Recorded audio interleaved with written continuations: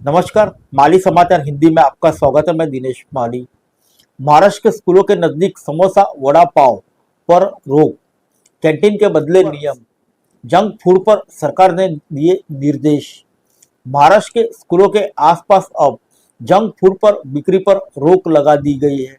Vada pav, samosa, cold drink जैसी चीजों से लेकर कैंटीन और मिड डे मील तक के लिए नए नियम लागू किए गए हैं। बच्चों के खाने में बदलाव लाने वाले इस फैसले से क्या असर होगा, आइए जानते हैं विस्तार से। बच्चों में बेहतर खान-पान की आदतों को बढ़ावा देने के लिए महाराष्ट्र सरकार ने बड़ा फैसला लिया है। राज्य खाद्य एवं औषधि प्रशासन एफडीए ने स्कूलों के अंदर और आसपास जंक फूड बिक्री, मुफ्त वितरण और विज्ञापन पर रोक लगा दी है। आइए जानते हैं नए आदेश में क्या कहा गया है। ऐसे खाद्य पदार्थ जिनमें वसा, कृत्रिम वसा, चीनी, नमक की मात्रा ज़्यादा होती है, जिन्हें आमतौर पर ज़्यादा वसा, चीनी और नमक वाले खाद्य पदार्थ कहा जाता है, अब स्कूल परिसर या उसके 50 मीटर के दायरे में न तो बेचे जा सकेंगे, न मुफ्त बांटे जा सकेंगे, न ही उनका प्रचार किया जा सकेगा। यह नियम राज्य के सभी स्कूलों पर लागू होगा। इनमें सरकारी सरकारी सहायता प्राप्त निजी आवासीय स्कूलों के साथ साथ सीबीएसई, आईसीएई, राज्य बोर्ड और अन्य बोर्ड से जुड़े स्कूल भी शामिल है। इस आदेश का असर करीब 1.8 लाख स्कूलों और करीब 2 करोड़ छात्रों पर पड़ेगा। नए नियम के तहत vada pav, samosa, deep fry snacks, chips, cold drinks, मीठे पेय पदार्थ, चॉकलेट और आइसक्रीम जैसी चीजें स्कूल और आसपास के 50 मीटर क्षेत्र के अंदर नहीं बेची जा सकेगी। आइए एफडीए आयुक्त ने क्या कहा। महाराष्ट्र खाद्य एवं औषधि प्रशासन ने के आयुक्त तुकाराम मुंढे ने बुधवार को इस आदेश की घोषणा की। उन्होंने कहा कि यह कदम राज्य के चल रहे सुरक्षित भोजन, सुरक्षित महाराष्ट्र अभियान का हिस्सा है।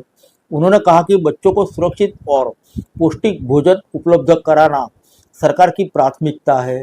उन्होंने कहा कि हमारा लक्ष्य है कि महाराष्ट्र के हर बच्चे तक सुरक्षित भोजन पहुंचे।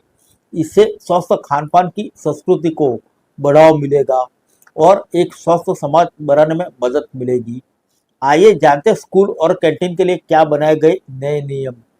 इस आदेश में साफ किया गया है कि सभी शिक्षा बोर्डों पर समान रूप से लागू होगा। अब school canteen, hostel canteen, mid day meal, PM पोषण रसोई, आंगनवाड़ी केंद्रों और स्कूलों को भोजन आपूर्ति कराने वाले सभी विक्रेताओं के पास वैध लाइसेंस और रजिस्ट्रेशन होना जरूरी होगा। आइए जानते हैं स्कूलों को क्या उठाने होंगे कदम। खाद्य सुरक्षा सूचना बोर्ड लगाना होगा। खाद्य सुरक्षा पर्यवेक्षक नियुक्त करना होगा। ईट राइट स्कूल अभियान लागू करना होगा। स्वास्थ्य और कल्याण से जुड़ी गतिविधियों को बढ़ावा देना होगा। सुरक्षित पीने का पानी, साफ रसोई, भोजन के सही भंडारण और स्वच्छता की व्यवस्था सुनिश्चित करनी होगी। आइए जानते हैं एफडीए आयुक्त ने आगे और क्या कहा। तुकाराम मुंडे ने कहा कि इस नियम को लागू करने की मुख्य जिम्मेदारी स्कूल प्रिंसिपल और प्रबंधन की होगी। सरकारी और सरकारी सहायता प्राप्त स्कूलों में नियमों की निगरानी स्कूल शिक्षा विभाग करेगा। वहीं अन्य शिक्षा बोर्ड और स्थानीय निकाय अपने स्तर पर निगरानी करेंगे। उन्होंने बताया कि एफडीए जल्द पूरे राज्य में निरीक्षण अभियान शुरू करेगा। नियमों का उल्लंघन करने वाले स्कूलों को नोटिस, लाइसेंस निलंबित या रद्द करने की कार्रवाई, खाद्य सामग्री जब्त करने और खाद्य सुरक्षा एवं मानक अधिनियम 2006 के तहत कानूनी कार्रवाई का सामना करना पड़ सकता है।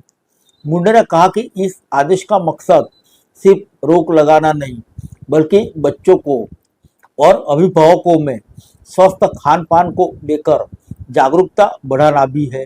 इसके लिए जिला और तालुका स्तर पर स्कूल प्रबंधन के साथ कार्यशालाएं आयोजित की जाएगी। इसमें ईट राइट स्कूल अभियान के जरिए बच्चों को पौष्टिक भोजन के लिए प्रेरित करने पर ध्यान दिया जाएगा। यह आदेश भारतीय खाद्य सुरक्षा एवं मानक प्राधिकरण के स्कूलों में बच्चों के लिए सुरक्षित भोजन और संतुलित आहार नियम 2020 को लागू करता है।